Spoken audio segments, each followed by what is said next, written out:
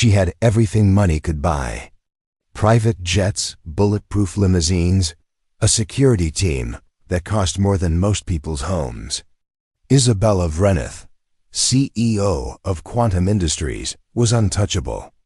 Until the night three masked figures grabbed her outside the Metropolitan Opera House, and all her wealth became worthless in 30 seconds of pure terror.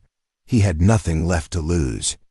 Rowan Straven, ex-Navy SEAL turned struggling mechanic, was just trying to get home to his teenage daughter when he witnessed something that would change both their lives forever.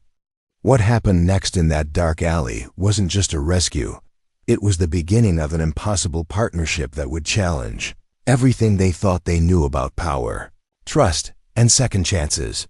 Before we jump back in, tell us where you're tuning in from, and if this story touches you, make sure you're subscribed, because tomorrow, I've saved something extra special for you.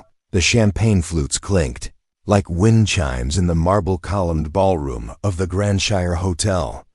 Isabella Vreneth stood at the center of it all, draped in midnight blue silk that cost more than most people's annual salary, her presence commanding attention from every corner of the room. At 34, she was the youngest CEO in Quantum Industries' 60-year history, a woman who had transformed a failing tech company into a global powerhouse worth $12 billion.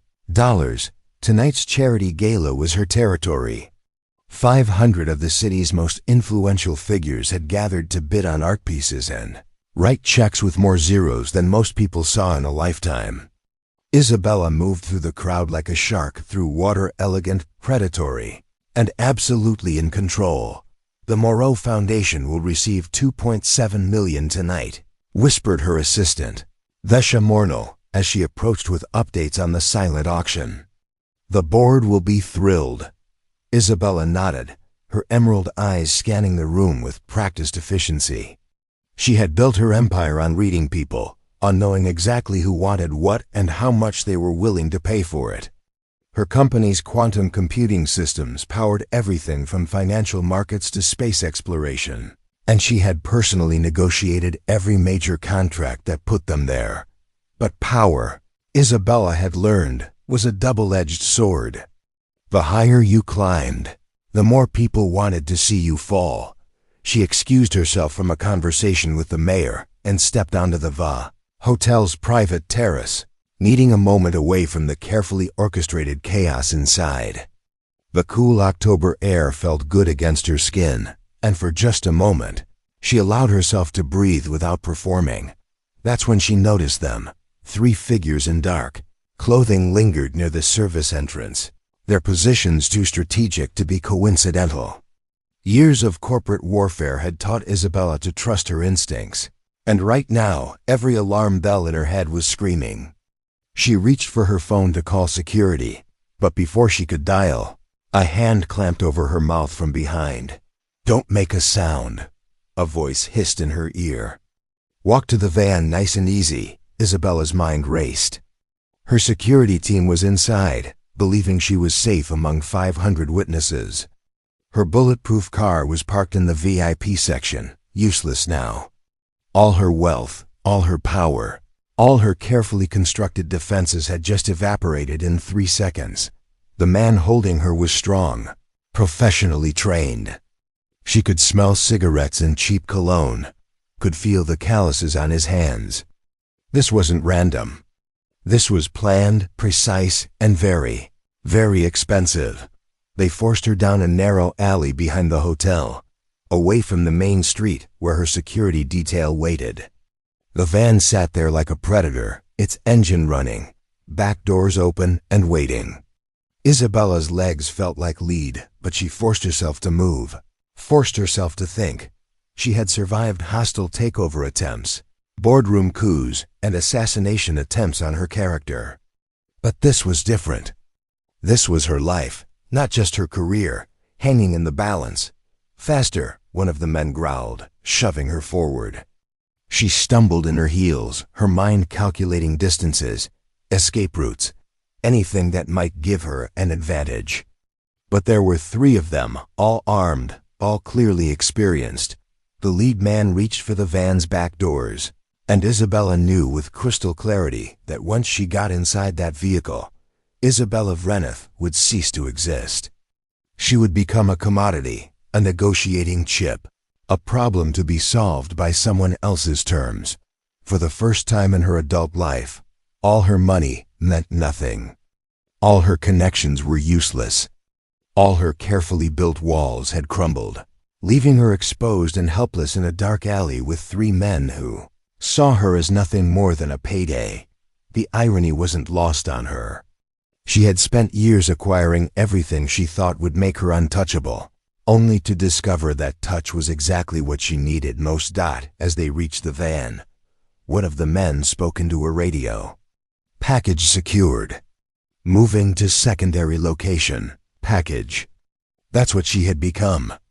A thing to be moved, stored, and delivered. Isabella closed her eyes and did something she hadn't done since she was 12 years old and her father had lost the family business to bankruptcy. She prayed. Not to any particular deity, but to the universe itself, to chance, to whatever force might be listening in that moment. She prayed for a miracle. The van doors gaped open, like a mouth ready to swallow her whole. The lead man's hand was on her shoulder, pushing her toward her fate. In 10 seconds, she would be inside. In 10 minutes, she would be gone. 9 seconds, 8 seconds, 7 seconds. And then everything changed. The first call came at 11:47 p.m. Vesha Mornell had been standing by the coat check, wondering why Isabella hadn't returned from her phone call, when she noticed the earpiece worn by the head of security crackling with urgent whispers. The man's face went pale, then rigid with professional focus. "Code black," he murmured into his wrist microphone. "Initiate lockdown protocol." Within minutes, the Grandshire Hotel transformed from an elegant charity gala into a crime scene. Guests were politely but firmly asked to remain in the ballroom while security swept every floor, every room, every possible hiding place. The mayor's security detail coordinated with hotel management. Police sirens wailed in the distance, growing closer, but Isabella Vreneth had vanished. The security footage told a story that made everyone's blood run cold. Cameras showed Isabella stepping onto the terrace at 11:23 p.m. They showed her checking her phone, taking a breath of fresh air, and then nothing. The camera covering the service entrance had been disabled 30 minutes earlier. The alley behind the hotel had been a blind spot by design, meant to preserve the privacy of VIP guests. Detective Lorik Venrith arrived on scene within 20 minutes, his seasoned eyes taking in details that others missed. 23 years on the force had taught him that when billionaires disappeared, it was never simple. Money brought complications, enemies, and motives that ordinary people couldn't fathom. "Any demands yet?" he asked the lead security officer. Nothing. No calls, no messages, no contact at all. That worried Venrith more than a ransom demand would have. Professional kidnappings usually involved immediate contact, establishing terms and timelines. Silence meant either the perpetrators were still moving, or they had other plans entirely. By 2 a.m., the hotel was crawling with federal agents. The FBI had taken over the investigation, bringing resources that local police couldn't match. Agent Silara Grenthal spread crime scene photos across a makeshift command table, her expression grim. 3 men, professional operation, inside knowledge of security protocols. She briefed the assembled team. They knew exactly when and where to strike. This wasn't opportunistic.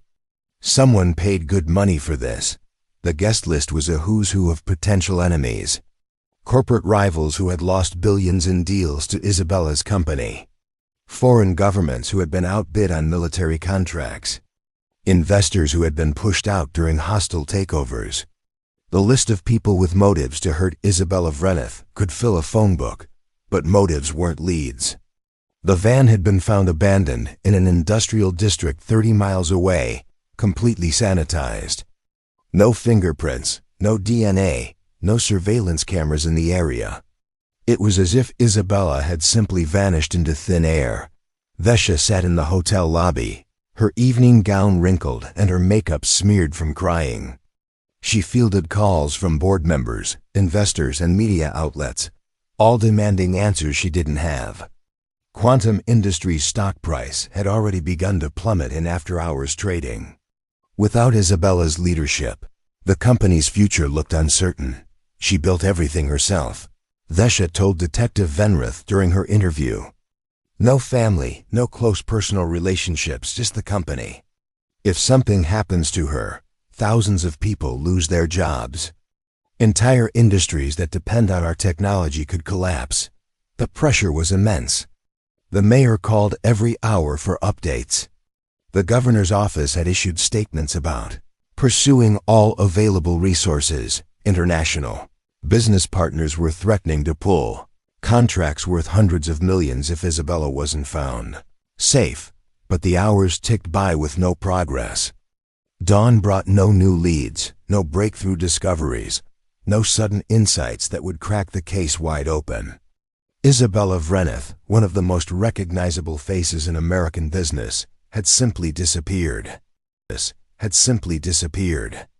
Agent Grenfell studied the timeline obsessively. The kidnapping had taken place during a window of exactly 4 minutes and 37 seconds, between when Isabella stepped onto the terrace and when security noticed her absence. In that narrow slice of time, 3 professionals had executed a plan months in the making. They're not local, she told her partner. This level of precision, this kind of planning, it's military or intelligence grade. We're dealing with people who've done this before. Preparing and narrating this story took us a lot of time. So if you are enjoying it, subscribe to our channel. It means a lot to us. Now back to the story. The search expanded beyond the city limits. Helicopters swept industrial areas and abandoned warehouses. Harbor Patrol checked every boat and shipping container. Roadblocks appeared on major highways, though everyone knew they were probably 12 hours too late. By noon the next day, the story had exploded across every major news network. Tech CEO vanishes at charity gala. Billionaire kidnapped in downtown. Quantum Industries in crisis as leader disappears. The coverage only made things worse. Every conspiracy theorist, amateur detective, and attention-seeking tipster in the country started calling with sightings and insider information. Police lines were flooded with false leads that consumed precious resources and manpower. Meanwhile, Isabella's absence created a power vacuum that her enemies were quick to exploit. Rival companies began poaching her top engineers with lucrative offers. Government contracts worth billions hung in limbo. The board of directors called emergency meetings to discuss succession plans that everyone hoped they'd never need to implement. But the most disturbing development came from the FBI's Behavioral Analysis Unit. Their profile of the kidnappers suggested this wasn't about money. Professional criminals would have made contact by now, establishing their demands and beginning negotiations. The continued silence meant the perpetrators either had other plans for Isabella, or they were already in the process of eliminating the evidence. The clock was ticking, and everyone knew it. In kidnapping cases, the first 48 hours were critical. After that, the chances of finding the victim alive dropped exponentially. As the second day dawned with still no contact from the kidnappers, Agent Grenfell stared at the crime scene photos and made a decision that would haunt her for the rest of her career. Expand the search to include body recovery, she ordered. Start checking landfills, construction sites, anywhere they might have disposed of evidence, because in her experience, when billionaires disappeared without a trace, they usually stayed that way. 20-6 hours earlier, Rowan Straven had been having the kind of day that made him question every decision that had led him to this point. His 1995 Ford pickup had broken down 3 blocks from Westbridge Technical College, where he'd been attending night classes in computer programming. The irony wasn't lost on him. A former Navy SEAL whose job had been to break things was now trying to learn how to fix them, at least digitally. He sat in the truck for 10 minutes, listening to the engine tick as it cooled. before calling his 17-year-old daughter Kellis. "Dead again?" she asked without preamble. "Dead again," he confirmed. "I can get a ride home from study group. Don't worry about picking me up." Rowan smiled despite his frustration. Kellis had inherited her mother's practical nature and her father's stubborn refusal to be defeated by circumstances. She had been 12 when her mother died in a car accident, and in the 5 years since, she had become the most mature person Rowan knew. So he walked 43 minutes through the downtown district, past office buildings where people in expensive suits made more money in a day than he made in a month. He didn't resent them for it, exactly, but he couldn't help noticing the distance between their world and his. The Grandshire Hotel stood like a monument to that distance. Rowan had walked past it dozens of times during his job search, had even applied for a security position there once. They had been polite, but firm in their rejection. His military background was impressive, they said, but they preferred candidates with civilian security experience. He was cutting through the alley, behind the hotel, when he heard voices. Low, urgent, professional.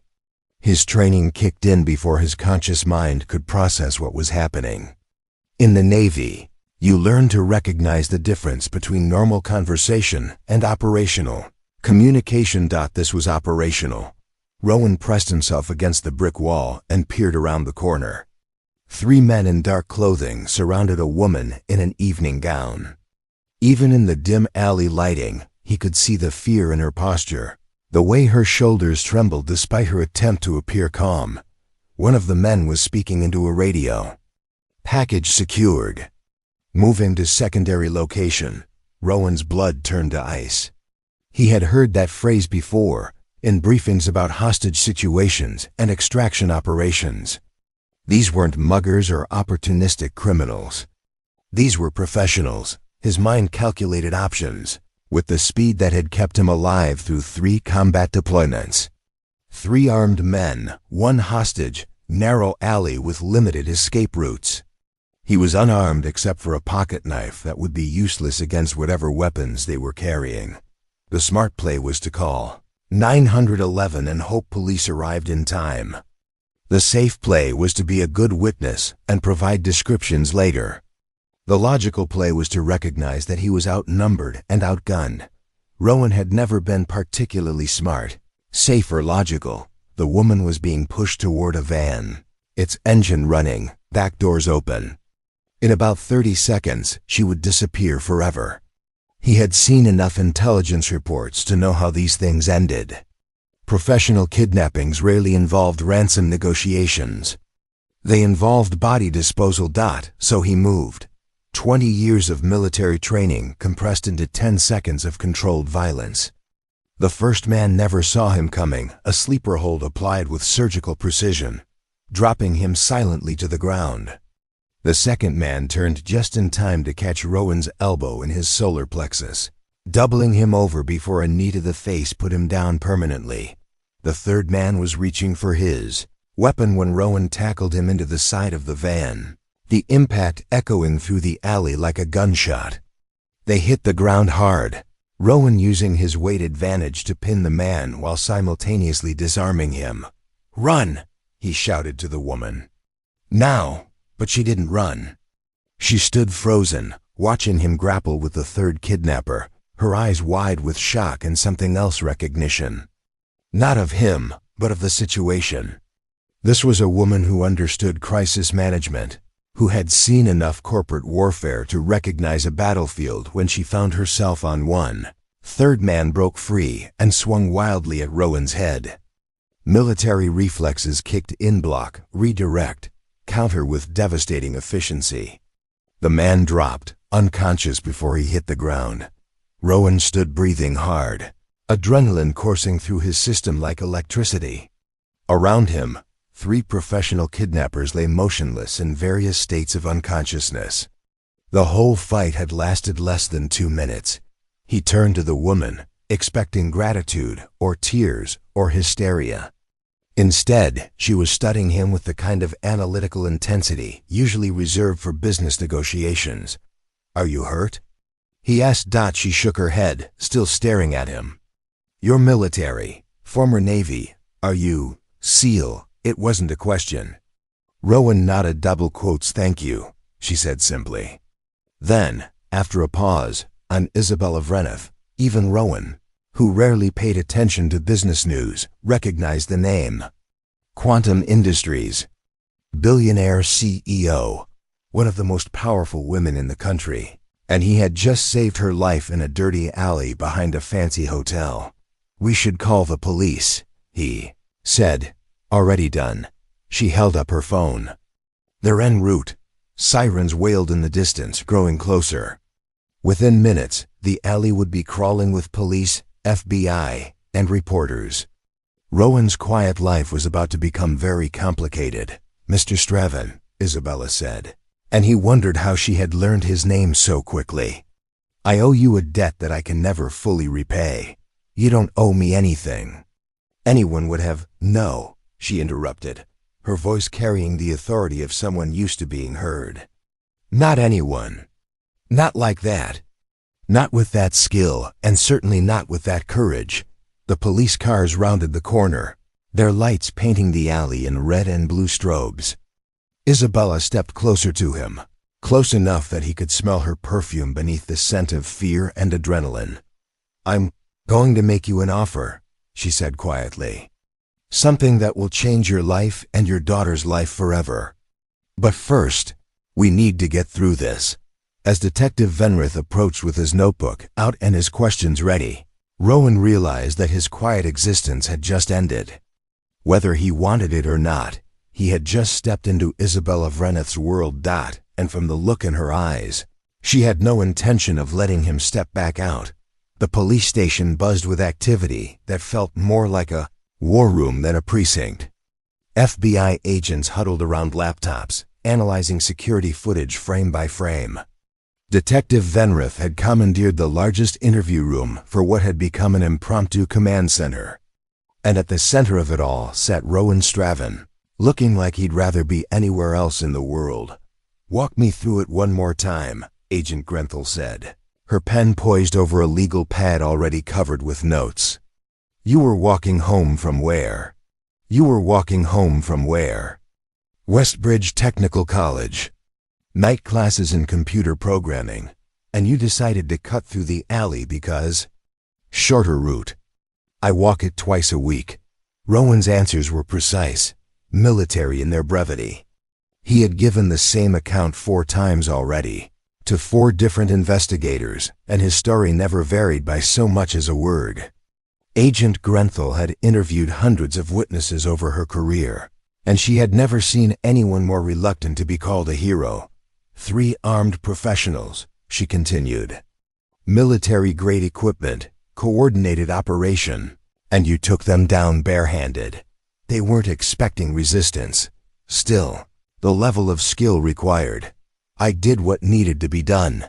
Agent Grenthal exchanged glances with Detective Venrith. They had Rowan's military records, or at least the parts that weren't classified. 8 years active duty, 3 combat deployments, multiple commendations for valor. The man sitting across from them was a certified weapon, but he wore it like an old coat he'd forgotten he was wearing. Isabella sat in an adjacent conference room, fielding calls from board members and crisis management teams. Through the glass partition, Rowan could see her pacing, gesturing, taking control of a situation that had threatened to destroy everything she'd built. She had traded her torn evening gown for a crisp business suit that someone from her office had delivered, transforming back into the corporate powerhouse the world expected her to be. But every few minutes, she would glance through the glass at him, and Rowan could see something in her eyes that had nothing to do with business. Mr. Straven, Detective Venrith said, setting down his coffee mug with deliberate care. We need to discuss your security going forward. My security? These men were professionals. High-end operation, sophisticated planning.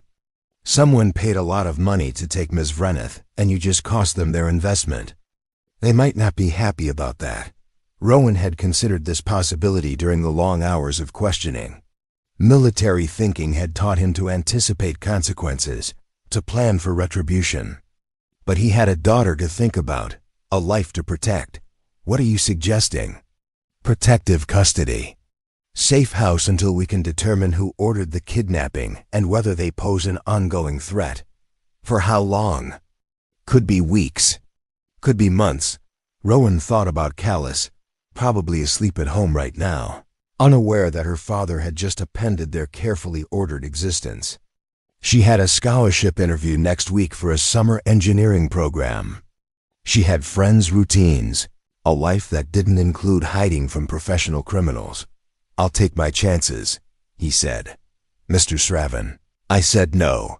The conversation was interrupted by a knock on the door. Isabella entered without waiting for permission, her presence immediately changing the dynamics of the room. She looked at the assembled investigators with the kind of calm authority that came from running board meetings and merger negotiations. "Gentlemen, I need a moment alone with Mr. Straven."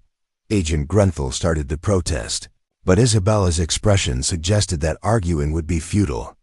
The investigators filed out reluctantly, leaving Rowan alone with the woman whose life he had saved. Isabella took the seat across from him, studying his face with the same intensity she had shown in the alley. "They want to put you in protective custody," I declined. "Because of your daughter." It wasn't a question. Rowan wondered again how she seemed to know so much about his life. "Among other reasons." Isabella leaned forward, her voice dropping to nearly a whisper.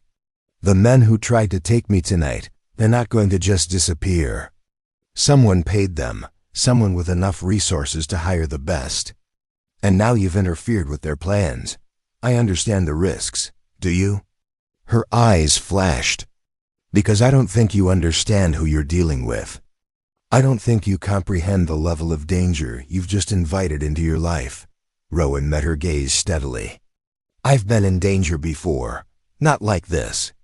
Not with your daughter's safety on the line." The mention of Callus hit its mark. Rowan's jaw tightened, and for the first time since the questioning began, his military composure cracked slightly. Isabella pressed her advantage. "I want to hire you." "As what?" "Head of Personal Security. Full-time position, competitive salary, comprehensive benefits package." She paused. "Including protection for your daughter." Rowan was quiet for a long moment. "What kind of salary are we talking about?" $200,000 annually, plus bonuses based on performance. The number hit him like a physical blow. $200,000 was more than he had made in his best year in the Navy, more than he could realistically expect to earn with his current skill set and limited civilian experience. It was college tuition for Callus, a reliable car, a house in a good neighborhood. It was everything he couldn't provide for his daughter on his own. "There would be conditions," Isabella continued. "You would need to relocate. Proper housing would be provided, naturally. Your daughter would attend private school, the best available. She would have opportunities that—" "No," Isabella blinked, clearly not accustomed to being interrupted. "I'm sorry?" "I said no. Mr. Straven, you don't understand what I'm offering. This isn't just a job. It's a complete transformation of your circumstances. Financial security, educational opportunities, a future. At what cost?" Isabella leaned back, her business instincts telling her she was losing control of the negotiation. "What cost?" "You're not offering me a job," Rowan said quietly. "You're offering to buy me, to turn me into another asset in your portfolio, another problem you can solve by writing a check. That's not, isn't it?" His voice remained calm, but there was steel underneath. "Something bad happened to you tonight, and your first instinct is to acquire the solution. To own it, control it, make sure it can't walk away." Isabella's face flushed with anger or embarrassment. Rowan couldn't tell which. "I'm trying to protect you. You're trying to possess me. There's a difference." The room fell silent. Through the glass partition, they could see investigators pretending not to watch their conversation. Isabella stood slowly, smoothing her suit jacket with hands that trembled almost imperceptibly. "Think About your daughter, she said finally. I am thinking about her. That's why the answer is no. Isabella reached into her purse and pulled out a business card, setting it on the table between them. This offer won't stand forever. Mr. Straven, when you realize what you're walking away from, when the reality of your situation becomes clear, call me.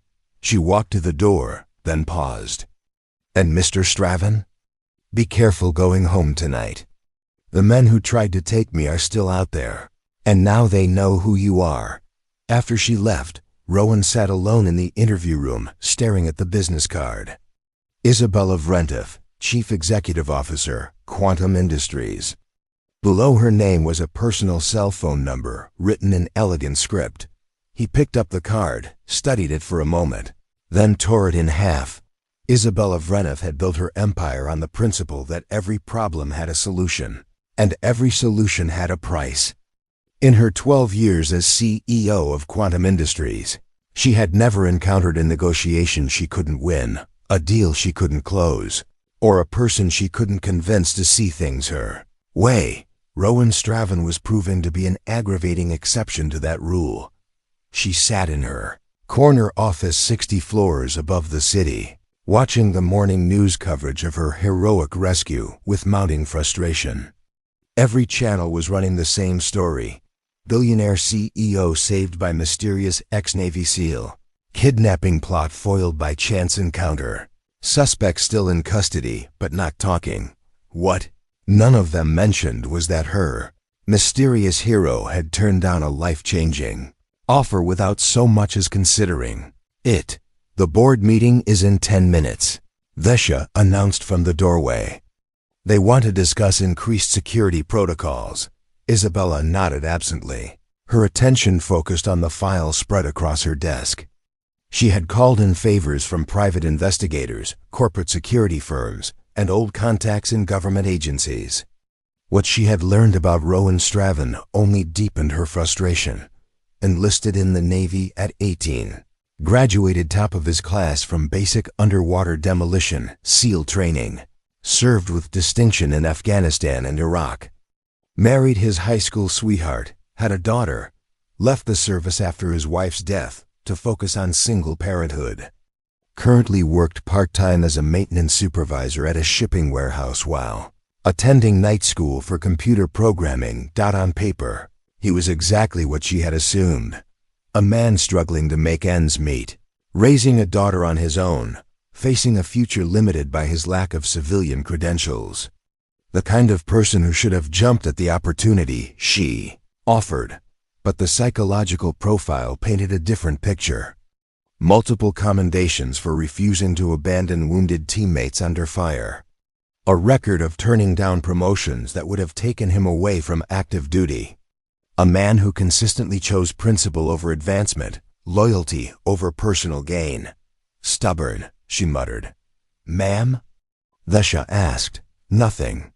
Cancel the board meeting. Reschedule for this afternoon. Isabella had made her decision. If Rowan Straven wouldn't come to her, she would go to him. The address in his file led her to a neighborhood that existed in a different universe from her usual world. Modest houses with small yards, older cars parked on the street, children's bicycles abandoned on sidewalks. It was the kind of place where people actually knew their neighbors' names, where front porches served purposes beyond architectural aesthetics. Rowan's house was a small 2-story structure with peeling paint and a mailbox that leaned slightly to one side. Isabella parked her Mercedes across the street and immediately understood why 3 of her board members had called to express concern about her driving herself anywhere without a security detail. She didn't belong here. Her $1,000 heels clicked awkwardly on the cracked sidewalk. Her designer suit drew stares from a group of teenagers shooting basketball in a nearby driveway. This was Rowan's world, and she was clearly an invader. The front door opened before she could knock. Rowan stood in the doorway wearing jeans and a faded navy t-shirt, his expression unreadable. Ms. Vrentiff. Mr. Straven, may I come in? He hesitated, then stepped aside. The interior of the house was clean but sparse, furnished with the practical efficiency of someone who valued function over form. Family photos lined the mantelpiece above a brick fireplace. Rowan in dress uniform, a woman with kind eyes and a warm smile, a young girl growing older in yearly school portraits. "Your daughter's beautiful," Isabella said, studying the most recent photo. "She's at school." "Good. We need to talk privately." Rowan gestured to a worn leather couch. Isabella perched on the edge, acutely aware that this was the most modest home she had entered in 15 years. "I've reconsidered my offer," she began. "I haven't reconsidered my answer." "You should." "The FBI released the identities of the men who tried to kidnap me. Konstantin Yezhov, Dmitry Volkov, Alexei Petrov. All former Russian Spetsnaz, all wanted by Interpol for kidnapping and murder." Rowan's expression didn't change, but she saw his hands tighten slightly on the arm of his chair. "They were released on bail this morning," she continued. "Posted by a shell company that traces back to a corporation in Montenegro. Someone with serious resources wants them free." "Why are you telling me this?" "Because you're in danger. Because your daughter is in danger. Because my problems have become your problems, whether you want them or not."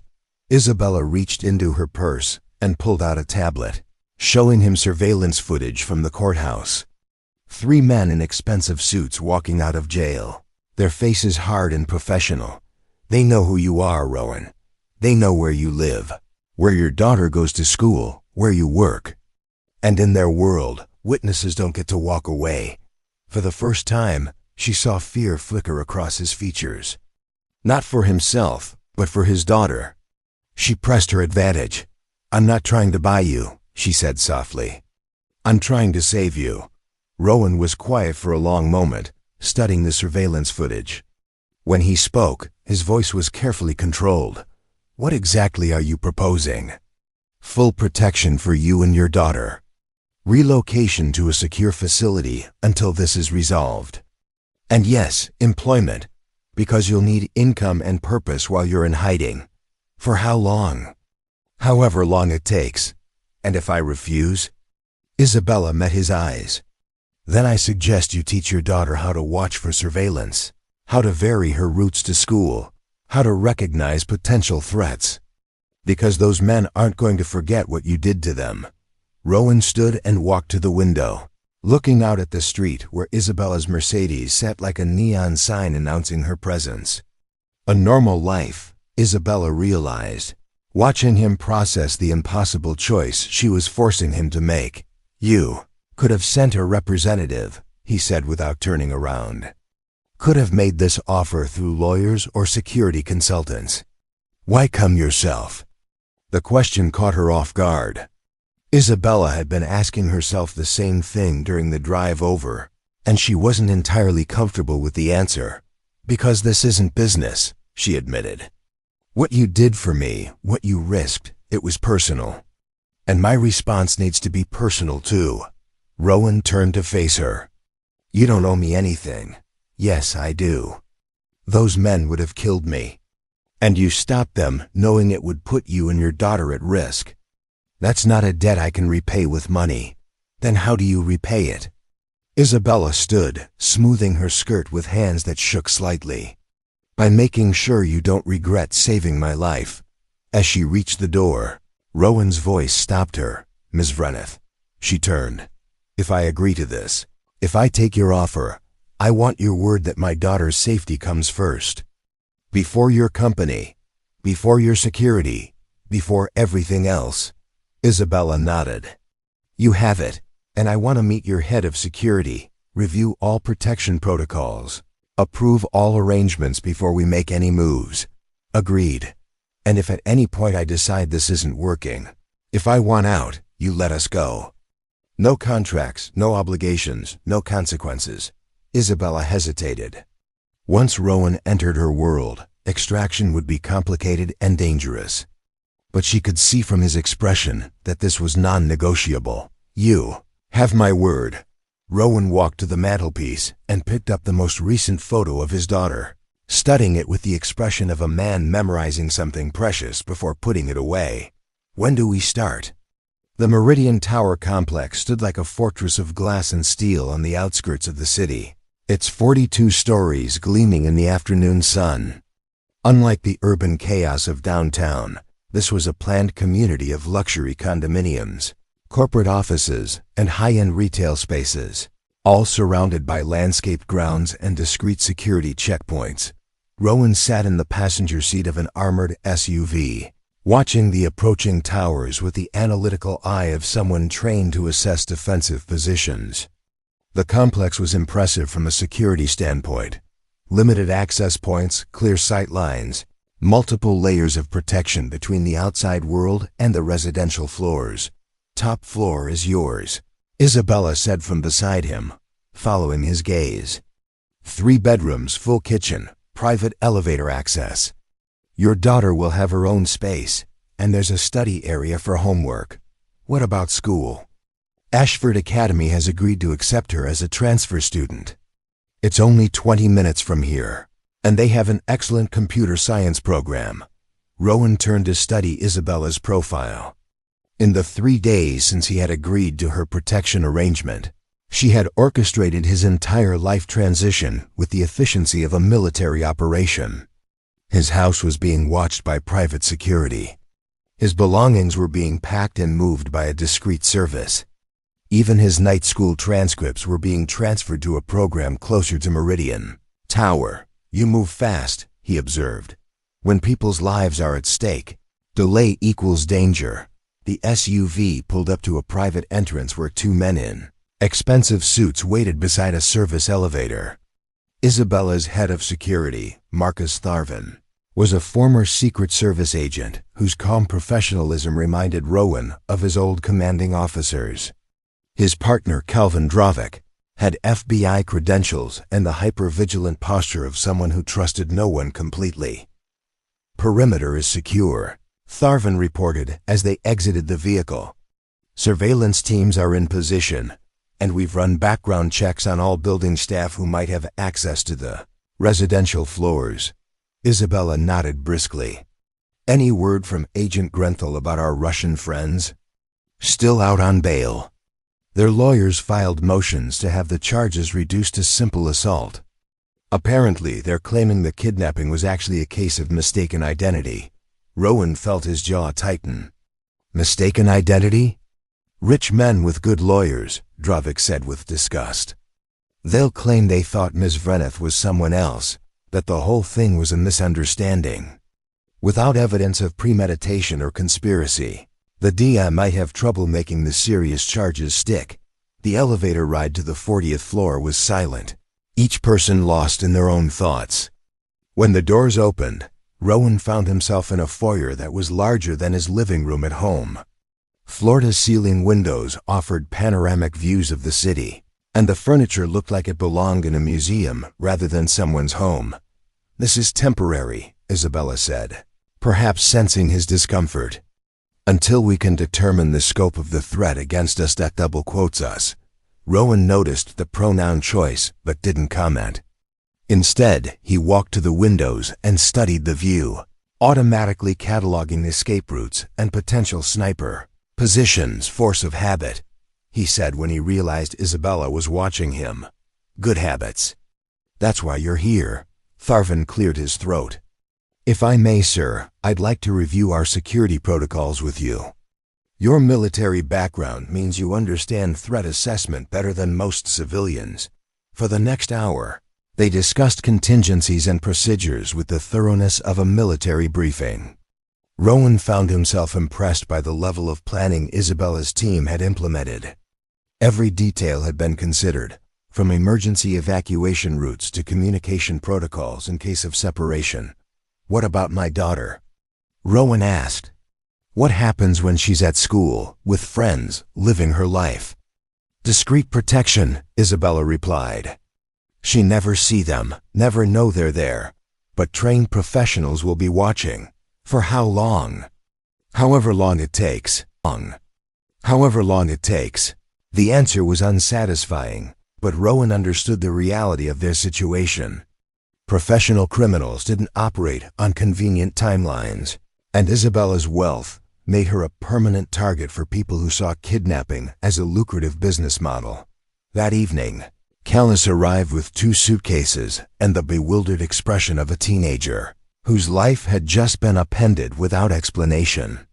Rowan had told her only that his involvement in stopping the crime had created security concerns, and that they needed to stay somewhere safe until the situation was resolved.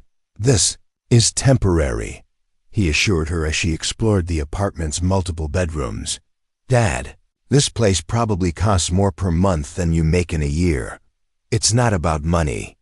It's about safety." Callis paused in front of the living room windows, staring out at the glittering cityscape below. At 17, she had inherited her father's analytical nature and her mother's intuitive understanding of people. She could sense the weight of things left unsaid. "The woman whose life you saved," she said without turning around. "She's not just grateful, is she?" The question caught Rowan off guard. "What do you mean?" "I mean, normal people say thank you and move on with their lives. They don't relocate their rescuer to a luxury apartment and hire professional bodyguards." She turned to face him.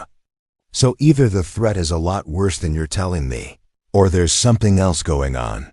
Before Rowan could answer, there was a soft knock at the door. He checked the security monitor and saw Isabella standing in the hallway, no longer wearing her business suit. Instead, she had on jeans and a simple sweater, looking younger and somehow more vulnerable than he had seen her before. "Ms. Vreneth," he said, opening the door. "Isabella, please. And I hope you don't mind the intrusion, but I wanted to check on your settling in." Her eyes moved past him to where Callis stood in the living room. "And I wanted to meet your daughter properly." Callis approached with the polite wariness of a teenager meeting an adult whose importance she could sense but not quite understand. "You must be Isabella. Dad told me what happened. Some of what happened," Isabella replied with a slight smile. "Your father is modest about his heroics." They talked for nearly an hour, and Rowan found himself watching Isabella with growing surprise. Away from boardrooms and business negotiations, she was different. Still intelligent and commanding, but warmer, more natural. She asked Callis about her interests, her school plans, her goals, with the genuine curiosity of someone who actually cared about the answers. When Isabella finally left, Callis turned to her father with an expression he couldn't quite read. "She's not what I expected," she said. "What did you expect?" "Someone colder, more corporate. Someone who saw people as assets instead of individuals." Callis paused. "But she looks at you like you matter. Not like an employee or a business arrangement, but like a person she actually cares about." Rowan felt something twist in his chest, an emotion he wasn't ready to examine. "She's grateful for what happened. That's all." "Dad," Callis's voice was gentle but firm. "I'm 17, not 7. I know the difference between gratitude and something else." Later that night, as Callis settled into her new bedroom, Rowan stood at the living room windows staring out at the city lights. His phone buzzed with a text message from Isabella. "Thank you for letting me meet her properly. She's remarkable, just like her father." He stared at the message for a long moment before typing back, "She gets that from her mother." The response came immediately. "No, she gets her strength from you." Rowan set the phone aside and tried to focus on the practical aspects of their situation. Security protocols to memorize, threat assessments to review, a new job to learn. But Isabella's words echoed in his mind, and he found himself thinking about the way she had looked at Callis, the genuine warmth in her voice when she spoke about their temporary living arrangement. This was supposed to be business. Protection and employment in exchange for loyalty and service.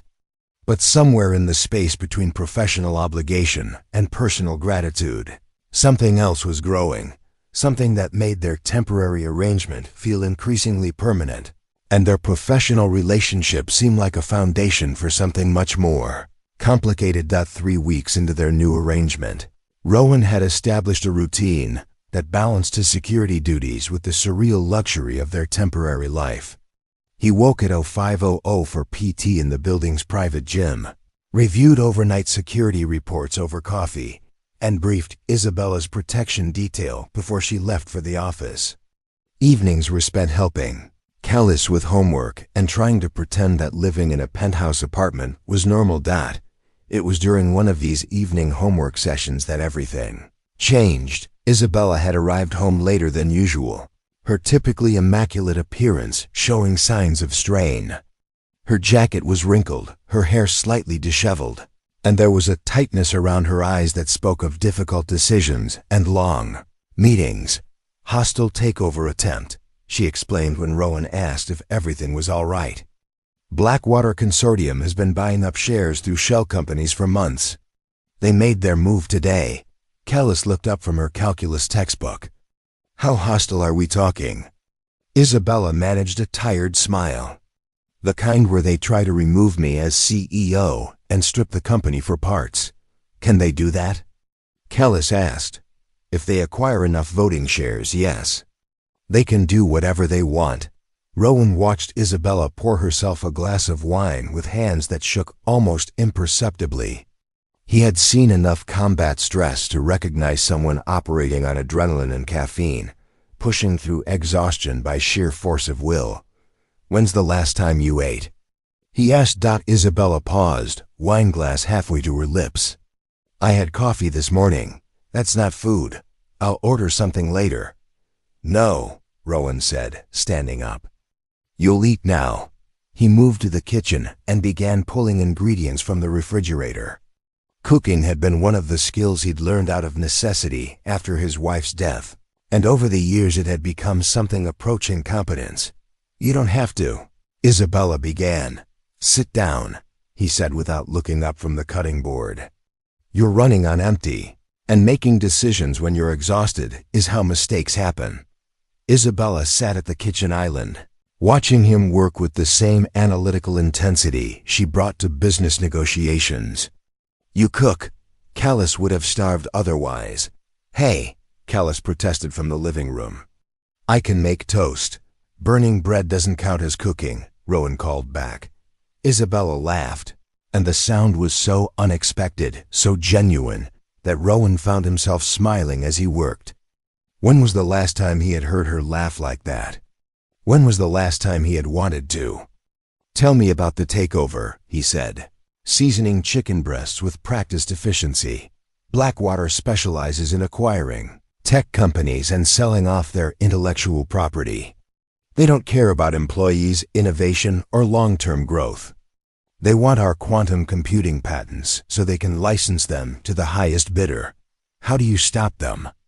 Isabella was quiet for a moment, watching him slice vegetables with military precision. Find a white knight investor with deeper pockets. Convince the board that fighting is worth the cost. Or find some other way to make the company too expensive to acquire. Other way? Poison pill strategies, golden parachutes, regulatory challenges. She sighed. All legal, all expensive, and all potentially destructive to the company's long-term health. Rowan set a plate in front of her, and Isabella stared at it with surprise. Grilled chicken with herbs, roasted vegetables, and wild rice that actually looked like something from a restaurant. Where did you learn to cook like this? YouTube and desperation. She took a bite and her eyes widened. This is incredible. It's chicken and vegetables. It's perfect. They ate in comfortable silence, the stress of the day gradually easing from Isabella's posture. Callis joined them, abandoning her homework to hear about corporate warfare from someone who actually fought those battles. What happens to the employees if Blackwater succeeds? Callis asked. Mass layoffs, Isabella replied. They'll keep maybe 20% of the current workforce, mostly engineers and sales staff. Everyone else becomes redundant. That's horrible. That's business. Rowan watched Isabella's expression as she spoke about her employees, saw the weight of responsibility she carried for thousands of families who depended on the company for their livelihoods. It was the same expression he had seen on the faces of military commanders who knew their decisions would determine who came home and who didn't. After dinner, Callis retreated to her room to finish homework, leaving Rowan and Isabella alone with their coffee and the awkward intimacy of shared vulnerability. "I didn't thank you," Isabella said quietly. "For dinner? For staying? For bringing Callis here? For disrupting your life to accommodate my problems?" She paused. "For caring about more than just the paycheck." Rowan was quiet for a moment. "Is that what you think this is about? Money, isn't it? If it was about money, I would have taken your first offer. 200,000 would have solved a lot of problems." Isabella studied his face. "Then what is it about? Then what is it about?" The question hung in the air between them, loaded with implications neither of them was ready to address directly. Rowan could have given her a dozen safe answers: duty, protection, professional obligation. Instead, he found himself speaking the truth he hadn't fully acknowledged until that moment. "It's about not wanting to see you hurt again." Isabella's breath caught. "Rowan, in the alley that night when those men grabbed you, you weren't a CEO or a billionaire or a business mogul. You were just someone who needed help." He met her eyes. "That's who I'm protecting. Not the company, not the empire, just the person." The silence stretched between them, heavy with unspoken possibilities. Isabella reached across the table and placed her hand over his, her touch warm and surprisingly gentle.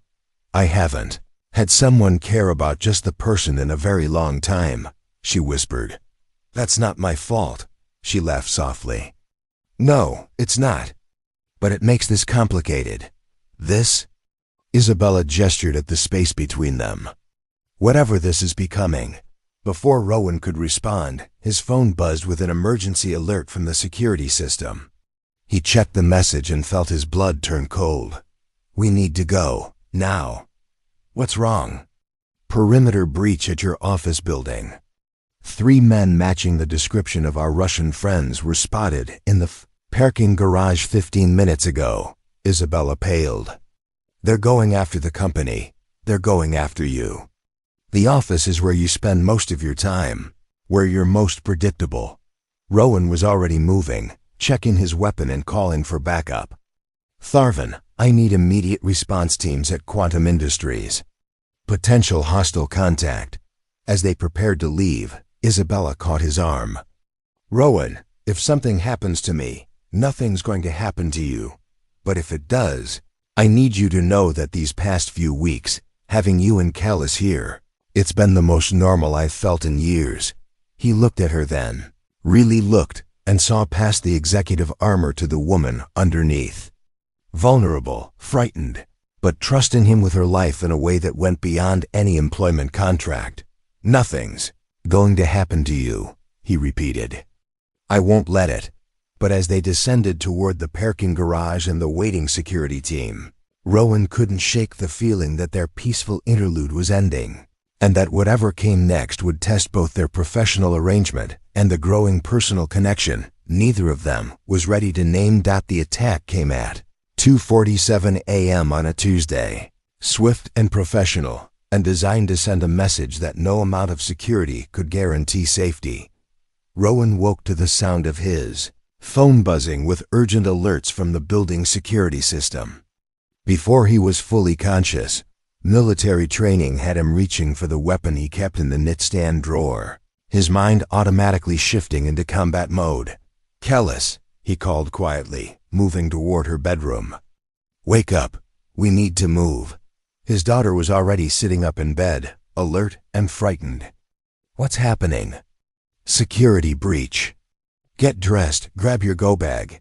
Meet me in the hallway in 60 seconds. They had practiced this scenario multiple times, but Rowan had hoped they would never need to implement it. As Callis quickly gathered her emergency supplies, he moved to Isabella's suite and found her already awake, standing by the window in a silk robe, her phone pressed to her ear. "I don't care what it costs," she was saying. I want every available security contractor in the city protecting our people. Rowan approached carefully, not wanting to startle her. Isabella, we need to go. She turned, and he saw something in her expression that made his stomach clench with dread.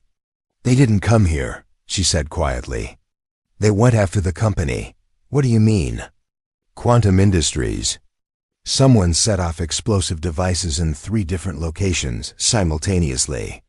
The server rooms, the research lab, and the executive conference room. Her voice was eerily calm, the kind of calm that preceded either complete breakdown or dangerous action.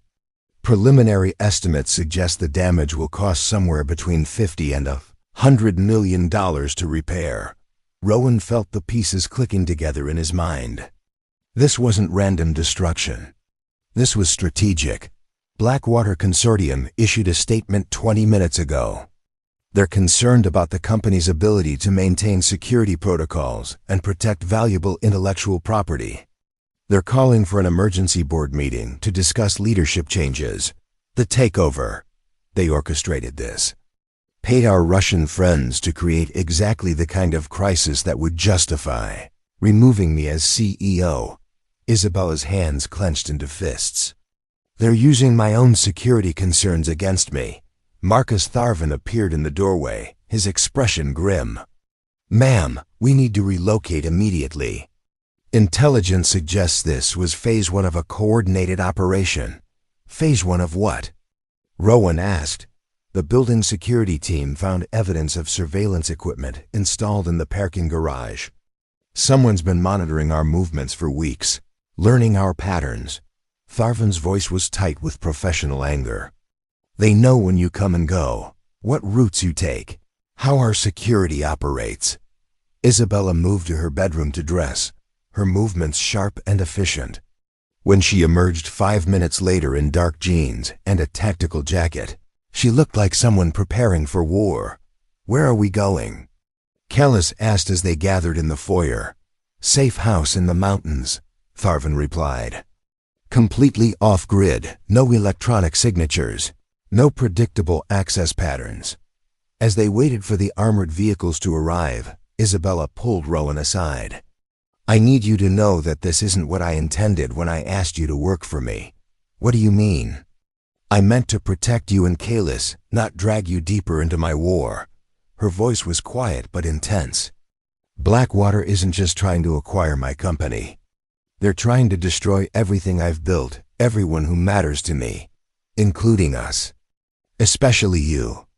They know that taking you away from me weakens my position, makes me more vulnerable to pressure. Rowan understood immediately.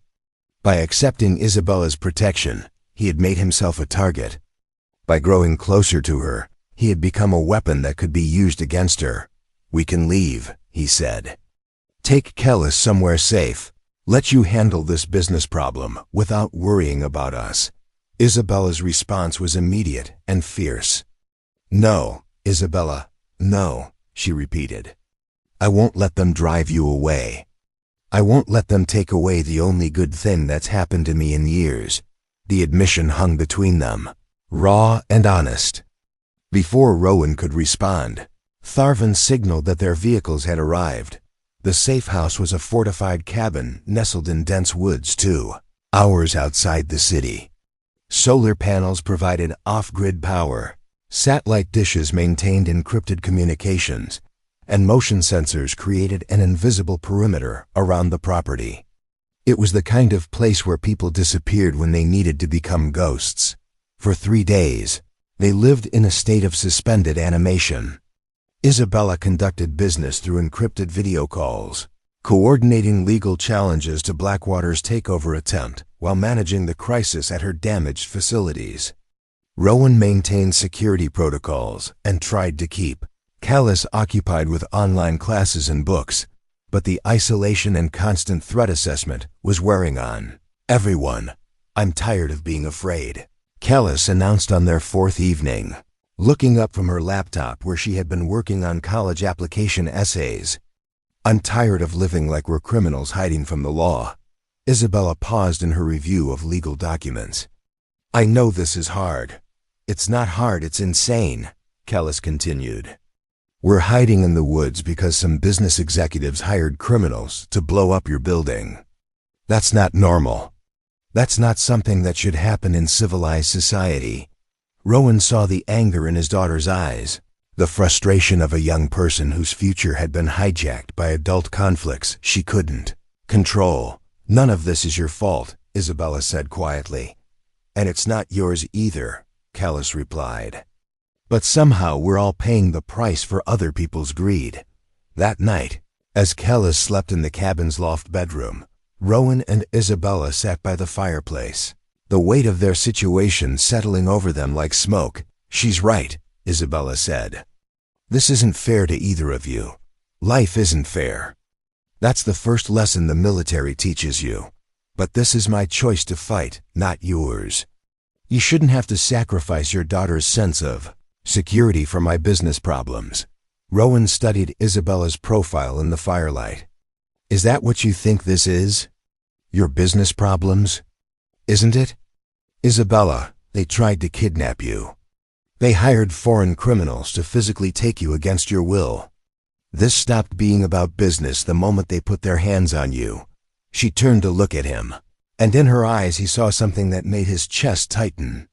Trust, gratitude, and something deeper that neither of them had been willing to name. I don't know how to do this, she whispered. Do what? Let someone else fight for me. Let someone else take risks for my sake, her voice caught. Let someone else matter more than the company. Rowan reached for her hand, covering her fingers with his own. You don't fight alone anymore. Rowan, whatever comes next, whatever Blackwater does, whatever those Russian criminals plan, we handle it together. You, me, and Kellis. That's our team now. Isabella looked at their joined hands, then back at his face.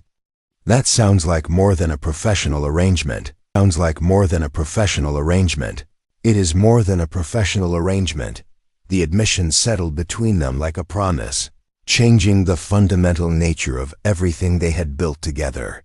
But before either could explore what that meant, Rowan's phone buzzed with an emergency alert. Motion sensors had detected vehicles approaching the safe house. Multiple contacts, moving with tactical precision through the forest. Their war had found them. Even here, Rowan's training kicked in before conscious thought could interfere. Lights out, he commanded, moving swiftly to extinguish the fireplace while Isabella killed the electrical power to the cabin. Within seconds, they were operating in complete darkness. The safe house transformed from a refuge into a tactical position. Kellis, he called softly toward the loft. Down here now. His daughter appeared at the top of the stairs, fully dressed and carrying her emergency pack. She had inherited more than her mother's intuition. She had absorbed her father's preparedness through years of observation. How many? Isabella asked, her voice steady despite the circumstances. Rowan checked his tactical display. 6 vehicles, approximately 20 personnel. They're surrounding the perimeter, cutting off all escape routes. Through the cabin's reinforced windows, he could see flashlight beams moving through the trees like predatory eyes. These weren't local law enforcement or federal agents conducting a legal operation. The movement patterns were too coordinated, too militaristic. Blackwater? Isabella asked. Has to be. The Russians alone wouldn't have this kind of manpower.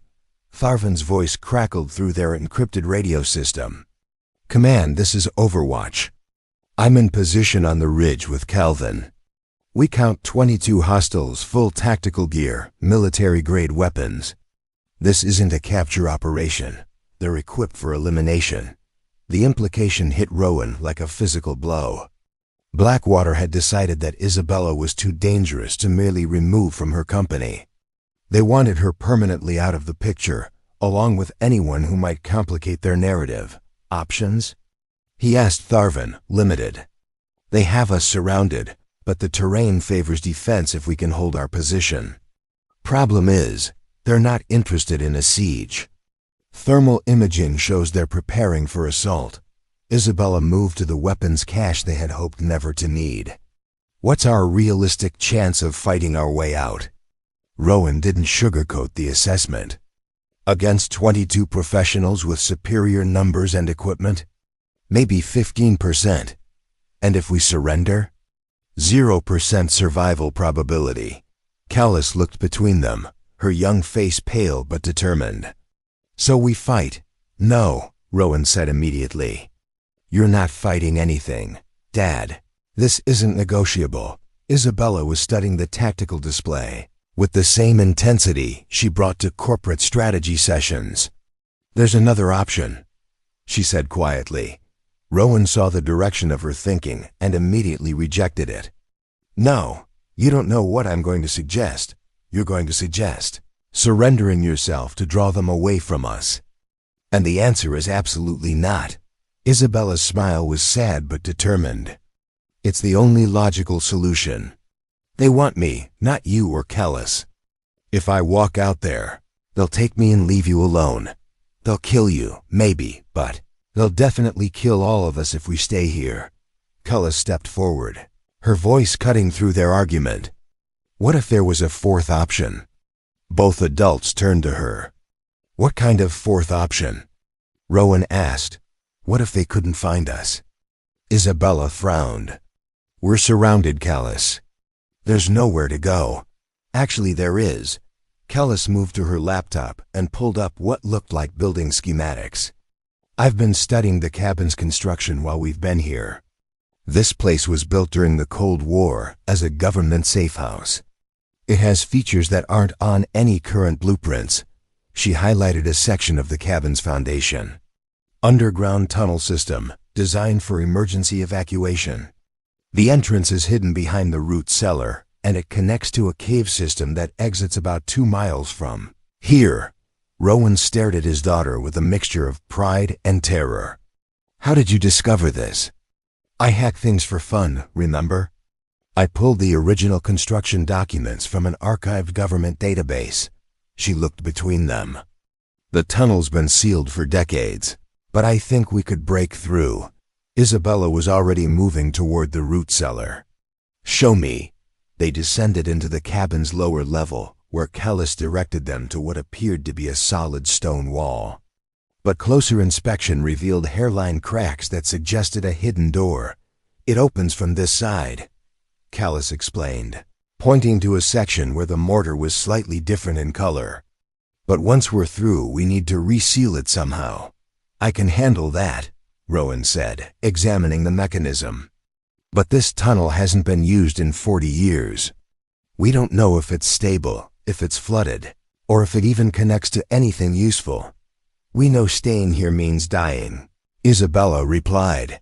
The decision was made for them by the sound of approaching footsteps on the cabin's front porch. Through the ceiling, they could hear voices coordinating a breach operation. Rowan worked frantically to open the tunnel entrance while Isabella gathered essential supplies.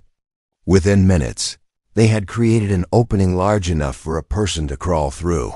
You first, he told Callus. Dad, what about the entrance? How do you seal it from inside? Rowan looked at the mechanism, then at Isabella and his daughter. The math was simple and brutal. Someone had to stay behind to reseal the tunnel and misdirect their pursuers. Someone had to buy time for the others to escape. I'll catch up, he said. No, Isabella said immediately. If anyone stays, it should be me. They want me, not you. And if anyone's qualified to evade pursuit and survive in hostile territory, it's me. Rowan's voice was calm but final. Get Callus to safety. That's an order. Callus grabbed his arm. Dad, don't do this. I'm not doing anything except giving you both a head start. He kissed his daughter's forehead. I'll find you. I promise. Isabella stepped close to him, her eyes bright with unshed tears. Rowan, take care of her, he interrupted.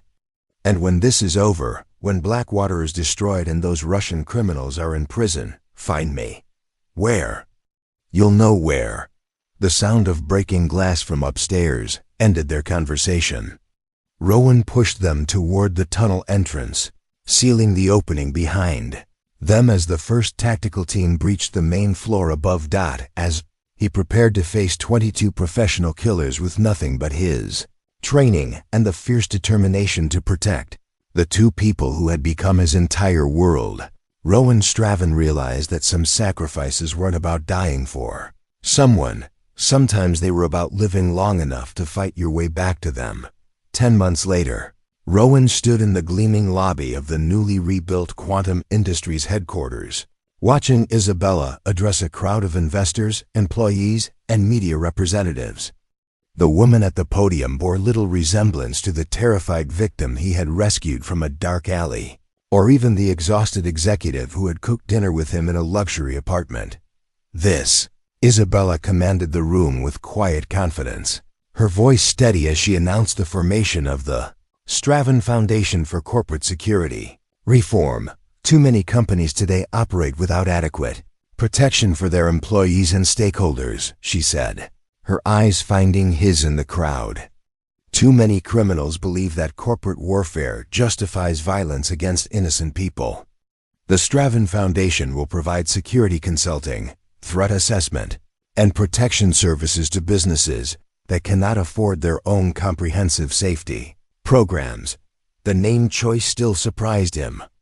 When Isabella had first proposed honoring him that way, Rowan had argued for something more generic, less personal. But she had been adamant that the foundation carry his name, and eventually he understood why the night at the safe house had changed everything, not just for their relationship, but for how Isabella viewed the intersection of business and personal responsibility.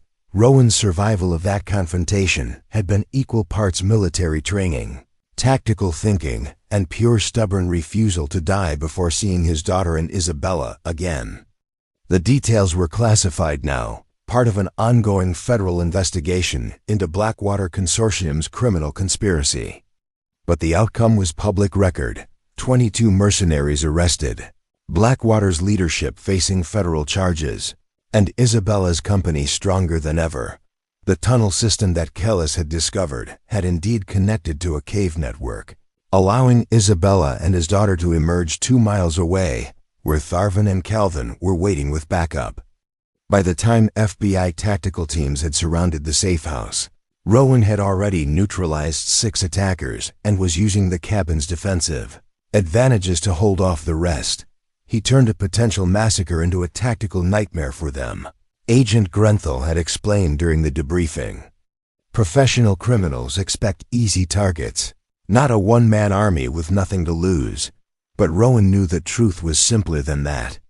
He had found something worth fighting for, something worth surviving for, and that had made all the difference. The Foundation's first initiative, Isabella continued from the podium, will be providing free security assessments to technology startups and small businesses in underserved communities. Because innovation shouldn't require choosing between growth and safety. Kellis nudged him with her elbow. She's really doing this, isn't she? Apparently so. His daughter was a freshman at MIT now, studying computer science with a focus on cybersecurity.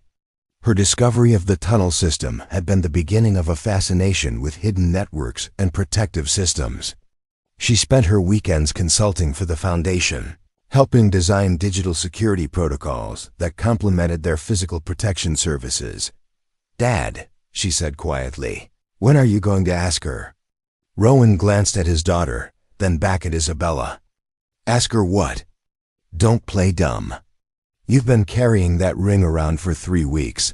The ring was indeed in his jacket pocket, a simple platinum band with a small diamond that had cost him most of his savings from the past 6 months. He had been waiting for the right moment, the perfect opportunity, the ideal circumstances. "Maybe after the press conference," he said. "Maybe. You should stop overthinking it." Isabella concluded her presentation to enthusiastic applause, fielding questions about funding, implementation timelines, and partnership opportunities. But through it all, her eyes kept returning to Rowan, and he could see something in her expression that had nothing to do with business. Later, as the crowd dispersed and the media packed up their equipment, Isabella found Rowan on the building's rooftop garden.